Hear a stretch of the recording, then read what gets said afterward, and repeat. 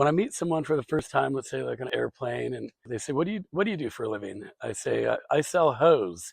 It's always kind of a funny response. They look at me like, "Hose, like water hoses or pantyhoses?"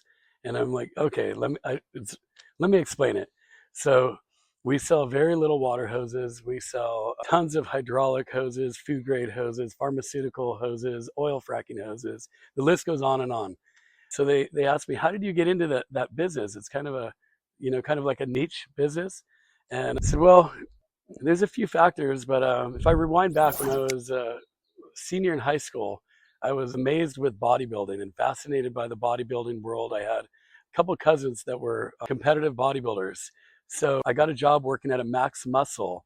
And one of my best friends back then, I was telling him I was about to open up a franchise, Max Muscle, and I needed about $10,000 to open this store. And my buddy looked at me. We had lunch one day, and he said, "I don't know, Jay. I don't know if I think that's a good idea. I mean, how many people, the percentage of people in this world, how many people are taking amino acids and protein powders and wearing striped pants and G-string tank tops? And it's your target audience is like 10% of the world." And he goes, "Look at like what your father does. Your father sells hose. Everyone on this world has a hose, right? Everyone on the planet, whether it's your water hose, a hose in your car, a hose on your boat, there's hoses everywhere you look around." And he mentioned, my family business is selling homes.